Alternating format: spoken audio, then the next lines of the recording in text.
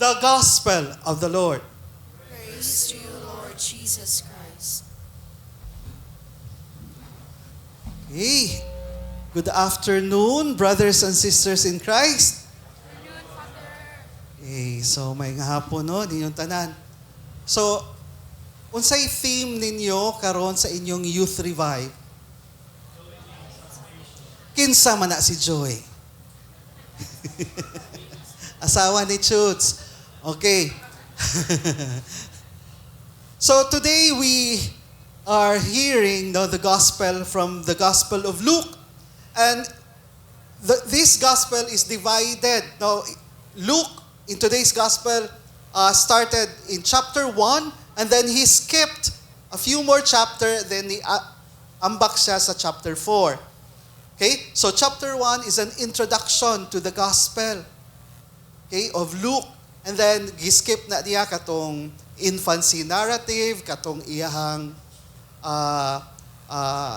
mission, baptism, etc., etc. So, nidritso siya sa chapter 4, where he went home, no, to his hometown, and he was handed the scroll of Isaiah. So, in chapter 1, Luke said, "Most excellent Theophilus." So some theologians are saying dili ni siya nga gi-address lang niya sa usa ka tawo nga si Theophilus. Okay? Theophilus is a Greek name which means lover of God. So meaning he is addressing this to everyone whom he believes to love God. No? So sa panahon nila katong mga nagahigugma sa Ginoo, the lovers of God, mo ni iyang gi-refer diri sa Theophilus. Kamo, higugma ninyo ang Ginoo?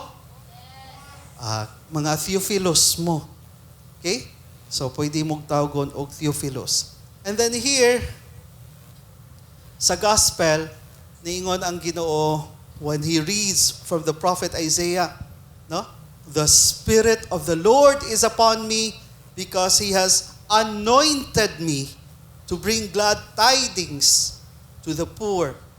He has sent me to proclaim liberty to captives and recovery of sight to the blind, to let the oppressed go free, and to proclaim a year acceptable to the Lord.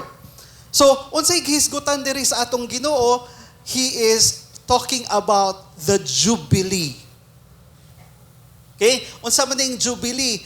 Ang Jubilee nga word gikan ni siya sa Hebrew nga word nga Jobel, meaning ram's horn. Kakaila mo ram kanang murag kanang lalaki nga karnero nga dako kay na siya sungay, kanang sungay mao nay gamiton himuon na siya og horn, kanang trumpet. And then using that horn mo na siya patingugon, no? Murag ang inig sound sa trumpet ana that signifies the Jubilee. Okay, mo nang gitawag nga Jubilee kay mo nang pagtawag nga ang mga tao, no, sama sa giingon diri, no, makadungog sa maayong balita. No? People will hear the good news, and then to proclaim liberty to captives. So, diring panahon na sa Jubilee, mo aning panahon nga ang mga utangan, no, impas ang utang. Kinsay nay utang diri? So, pasalamat ta kay karong tuiga, no? Jubilee year. So, kanang tanang utang bayran, no, katong mga naulipon, makagawas, no? Katong mga way yuta, iuli sa ilaha ang yuta niya. Katong mga pahulayon ang yuta. So, asa man di siya nagagikan ang konsepto sa Jubilee.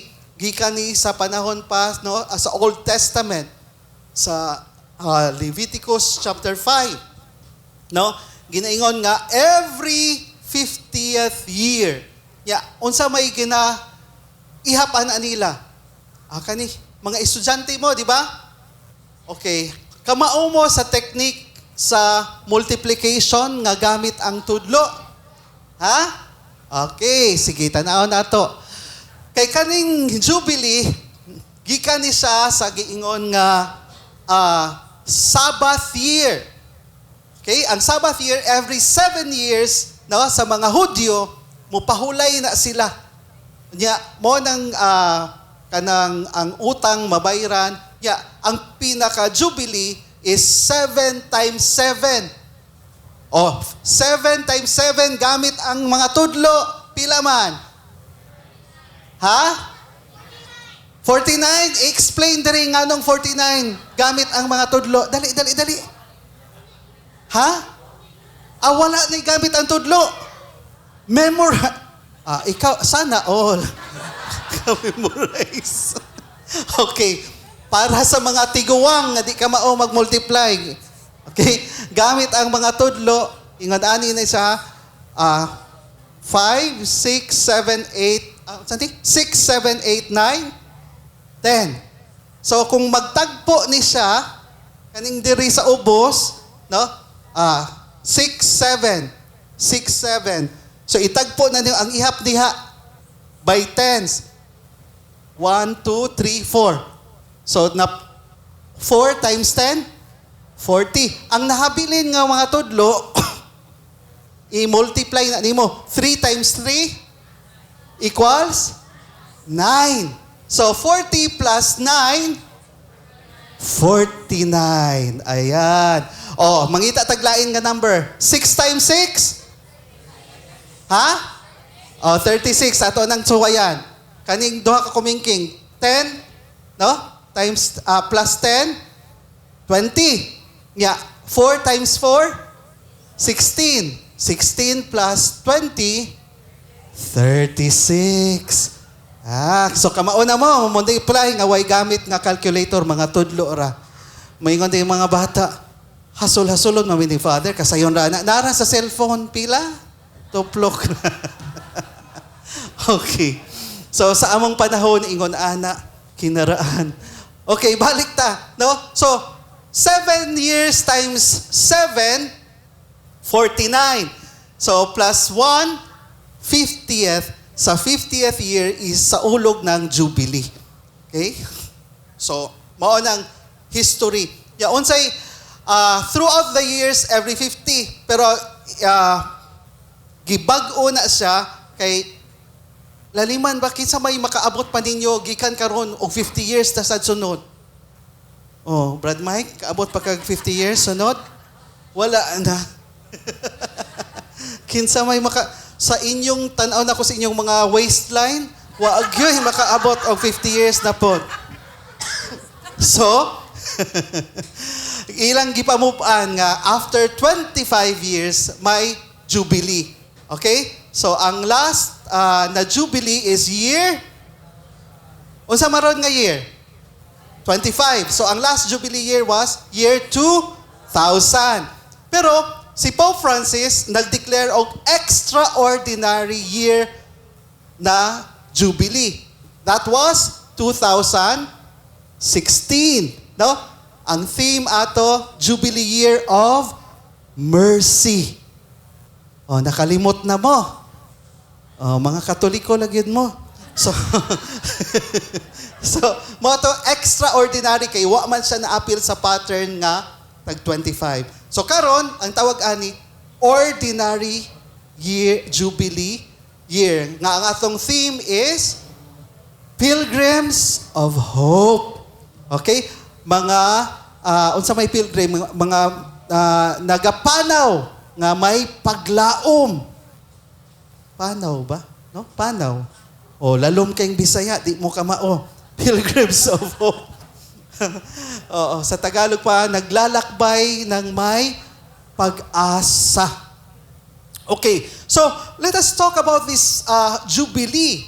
Kaya nga naman, importante kayo ni siya nga tuig. Why is this Jubilee year important? Because we just came from the pandemic. No? Kinsa may galisod sa pandemic. Taas ang kamot. katong wa galisod.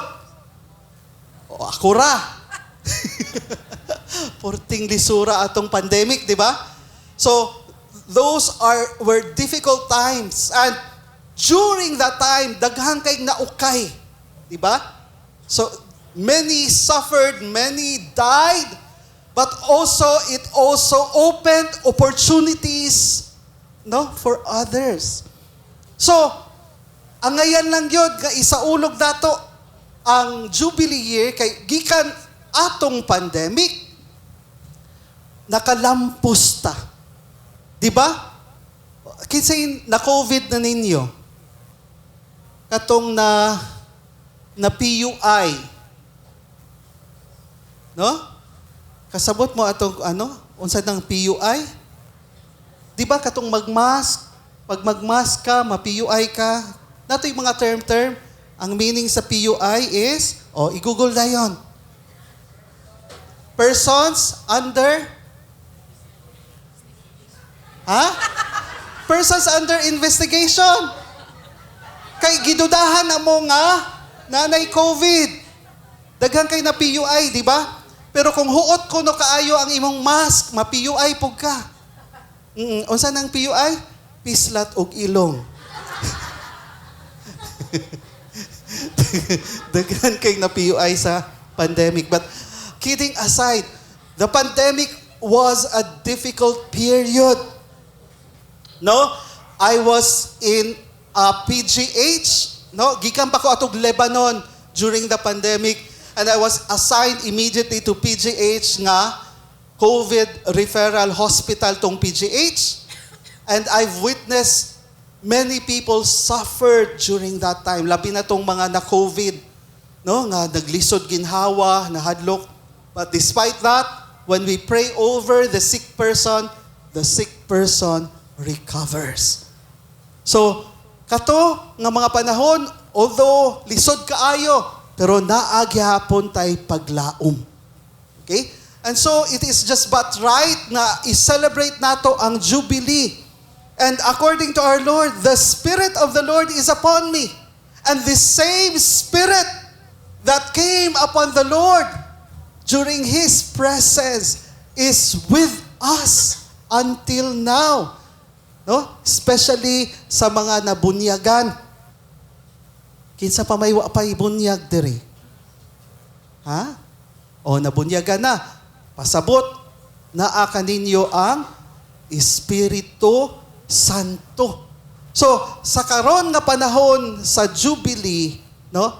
Ang panahon nga naatay paglaom. Okay?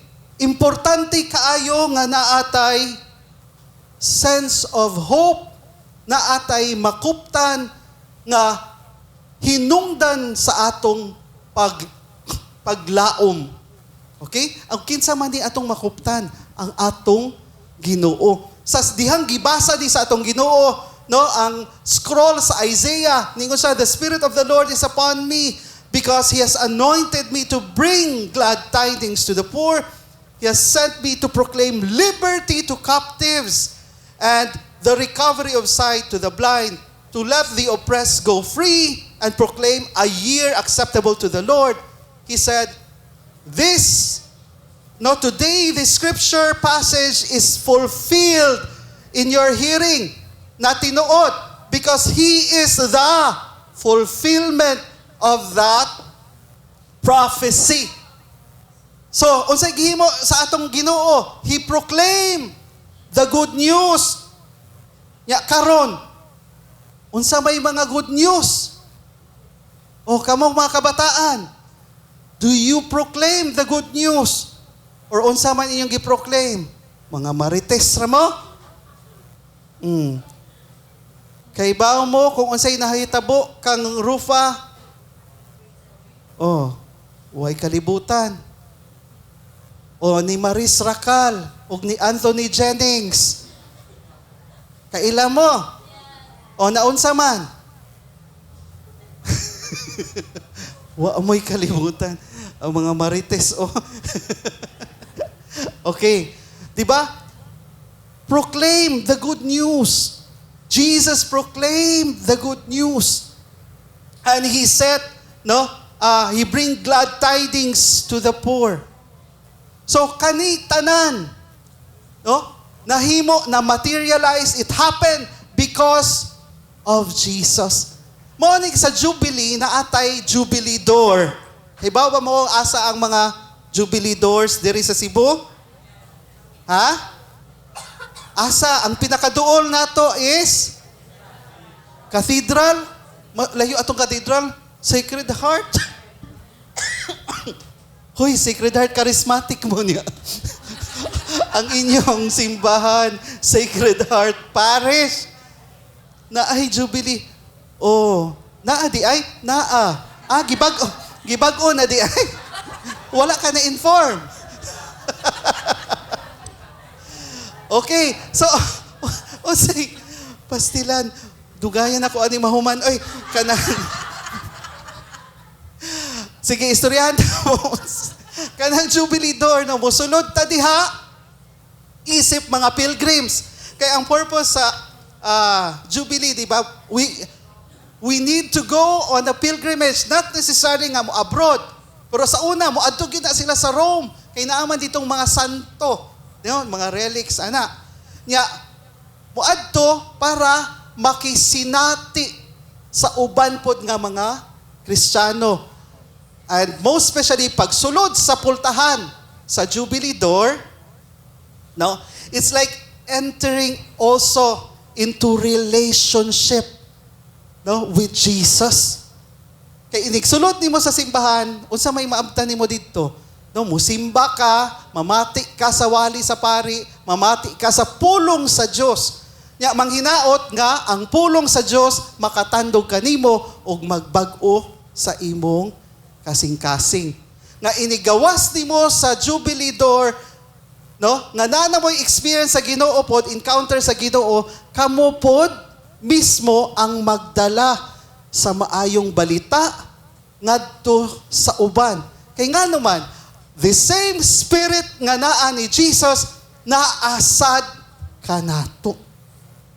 Amen? Okay, allow me to share a story or sa akong experience lang.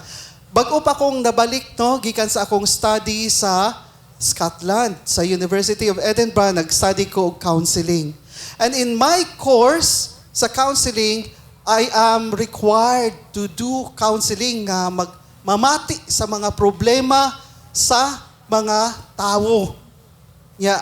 In English pa jud. So, nosebleed.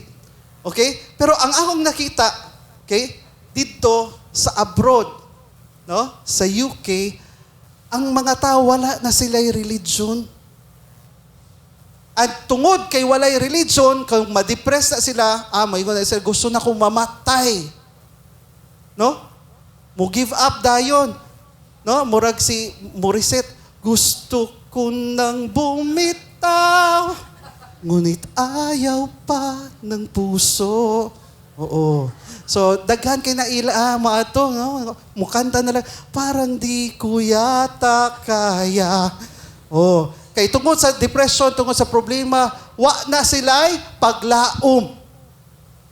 Mao na mong trabaho, mamati sa ilaha, ug tabangan sila nga makakita sa paglaom. Pero kung wala sila'y faith, walay pagtuo sa Ginoo, hala lisura gyud. Pero mao ni akong nakitaan mga igsuon. Kay ako usa ka pari nga naghatag og counseling, kung makita nako ang akong pasyente nga naay pagtuo sa Ginoo, dali ra kaayo ang ilang pag-ayo.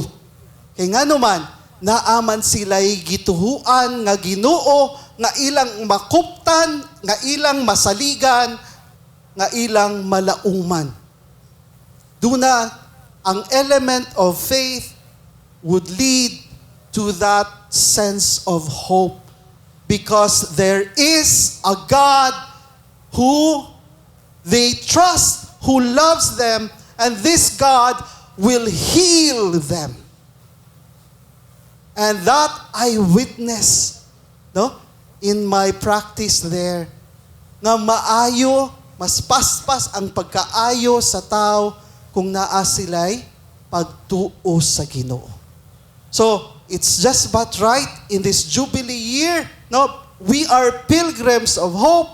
Nganong natay paglaom kay nagsalig ta sa Ginoo nga atong manluluwas nga nahigugma kanato nga dili ita pasagdaan. Okay? So kamo, kung doon na mo'y problema, ayaw iluom, ayaw ninyo kanang itago lang sa inyong kaugalingon, pangayo mong tabang. Okay? Kay nakadungog ta sa atong second reading, nga kita, isip mga tao, anak sa Diyos, no? Kada usa ka nato, no? Naatay role, naatay kanya-kanya nga gifts. And those gifts are to be used for each other, to help each other. Okay? So, sa ingon pa diri sa atong pagbasa, are all prophets? Are all apostles? Are all teachers? Do all work mighty deeds? Do all have gifts of healing? Do all speak in tongues? Do all interpret? We are one body with different parts, so we need to support each other and use that gift for each other. And when we use that gift for each other, we bring about healing. We bring about hope to those who are lost, least, and last. We bring about hope to those who are in darkness. So kamo, member mo diri sa Youth Revive. Kamo na ang magdala sa kahayag o paglaom dito sa uban nga nahisalaag. Amen? Okay. Ayaw mo kahadlok, no? Kung do na mo'y problema, pangayo mo tabang. Okay? And especially, seek God and hold on to Him, no? Who gives us hope. Amen. Thank you so much, Father. Okay. So, sa mga bago, no, na just a testimony, like you are, no, kiat lang naong nako sa una. So, kung nagkiat-kiat mo karon ay mo kaguol, it's a tie. No? But, pamati mo sa tawag sa Ginoo. Kay wata kay ba kung asa mo gitawag sa Ginoo. No? If there's that fire in your heart, no? Pursue that. Ya, tanawa, sa pagtubag nako sa tawag sa Ginoo, bisag asa na ko naabot, no? Kay ang Ginoo gitawag ko nga magsangyaw sa maayong balita, no? So, wa damha nga abi na kog sa Pilipinas ra, but sa tibuok kalibutan di ay, no? Isangyaw ang maayong balita. So I hope kamo diri nga soldiers of Christ, members sa Youth Revive, no? Mutubag usab sa tawag sa Ginoo. Who knows, no? You will be also in the mission in the future. So, okay ra kiat-kiat, basta mutubag ta sa tawag sa Ginoo. Amen? The Lord be with you. Your spirit. And may Almighty God bless you, the Father, the Son, and the Holy Spirit. Our Mass has been offered. Go now and be pilgrims of hope.